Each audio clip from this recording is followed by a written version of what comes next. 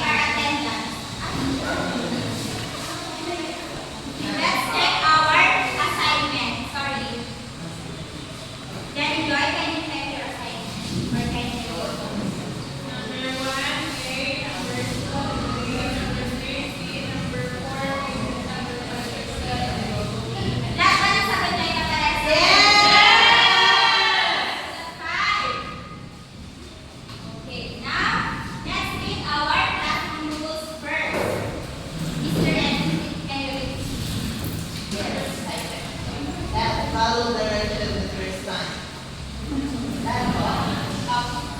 Include number one behind the respectful. Raise your hand twice. Stay in your seat unless given permission. Take responsibility for your actions. Always try your best. Involve yourself in learning. Do your part to keep the class safe and clean. Thank you. Okay, ito yung magiging guideline natin sa ating classroom rules simula at hanggang pagkatapos ng ating pagtatalakay. Kanina ay pinag-aralan natin ang tungkol sa Mrs. Joy. Community hall resources and facilities. Okay, at ang health resources and facilities, Miss Mia. The health resources and facilities, health resources those are the person that in the hospital, in the health facilities also. Okay, now that you already understand our topic last time, so we need to move on and go to our next topic. Are you ready? Yes! But before that, let's have an activity first.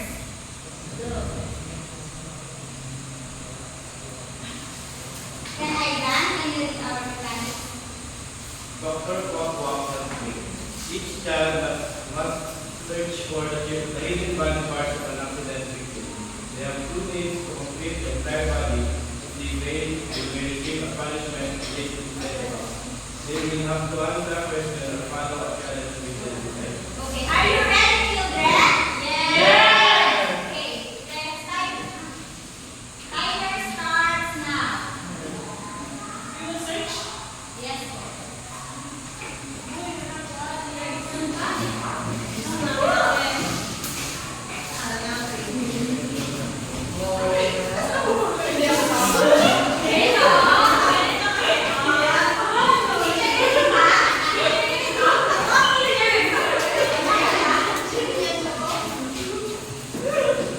Di ba to? Hindi yan. Hindi yan pinagupitan ko yan. Ito nga ata. Hindi pinagupitan mo. Ano po ito na? O ito yun o. Yan yun. Nakakagano ko na yun. Andito nga o. Andito ka yun.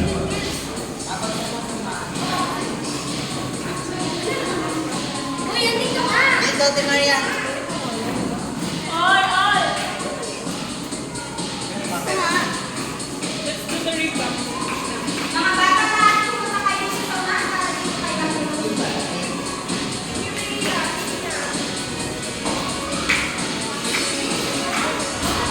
Let's Doon daw sa unahan.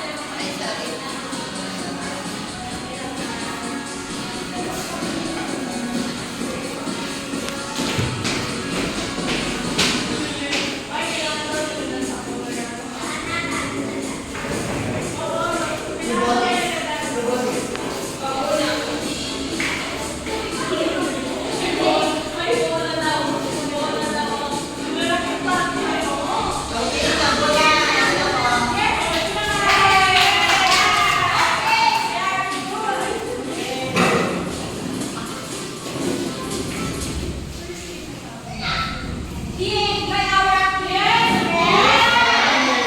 Okay, based on our activity, do you enjoy? Based on our activity, what do you observe? I observed that in the picture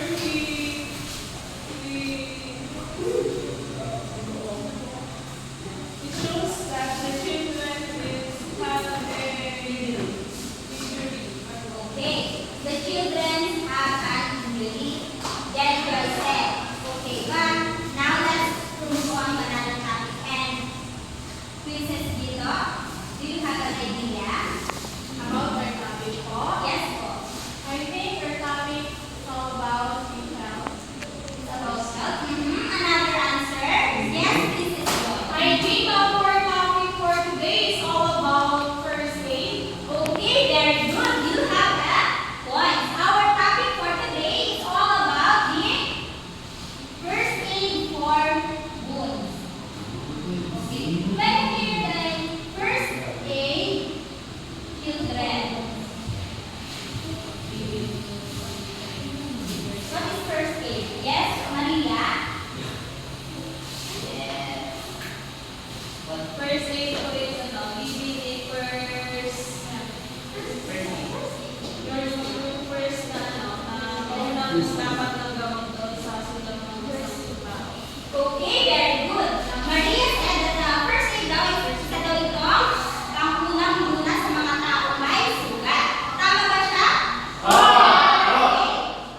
Now let's check.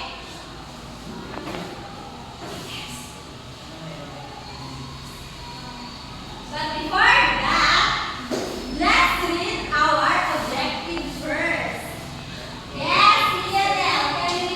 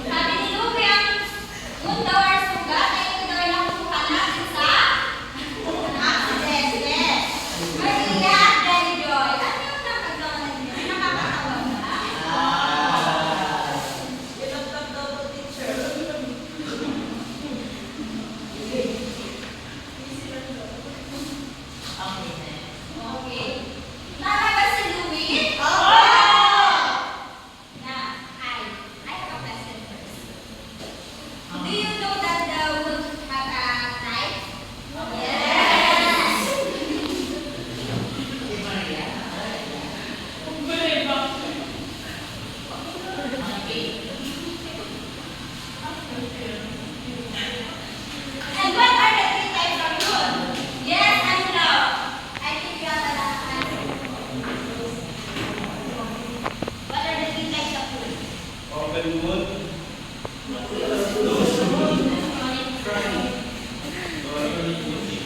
Okay, you have a good point. We have three types of wounds. The first is open, second closed, and the third is the chronic disease. And what are the difference between us? Okay. Okay, so wala ba kayong insight or idea? Open and close. Okay, mga bata, open wounds ay nakita na kayo. You ready na ba kayo?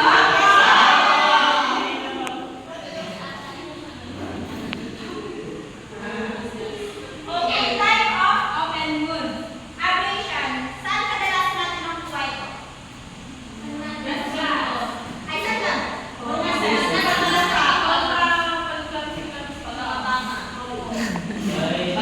Bangga. Maria, ang bibig.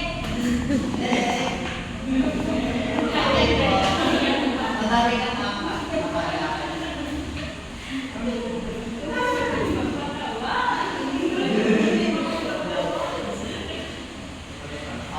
Ano daw? Next, laceration. Sa tingin natin, saan nakukuha laceration? Ano yung ano? Ito yung isa sa laceration. Ano po, yung sa pagiging careless whisper natin. Fearless. For example na. Yung ganito po. Ay, yung kunyari ano, di ba may ano? Yung sa alambre. Yung alambre? Yes, that's it. Okay. Ang laceration ay kadalasan nakukuha natin sa mga, for example, kapag tayo nagawin ng mulay. And then, what is nakukuha natin kapag ito yung nakukuha, hindi pa yung nakukuha natin. Ito naman is yung sa surgical, for example, hindi kayo tirahan. Ito yung sinakanta yung ating mga fracture, ito yung tusok ng kako, and then avulsion is ito yung ano, yung like ano na siya, yung laylay na ba? Laylay. Bakit wala pa kayo na? Yung walang laylay na, wala nang laylay na. Yes. And these are the types of, and this is the type of open wound. Open one. Next is hiding place. So we have a basic principle of wound first aid. Okay.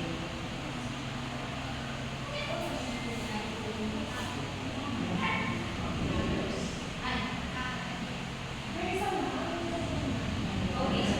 Pakibasa niya. Open. Basic principles of wound first aid. BRAEC or principle are the vein response, airway, breathing, circulation. Importance of hygiene, wash hands, use gloves if available. Do not remove frequently embedded objects.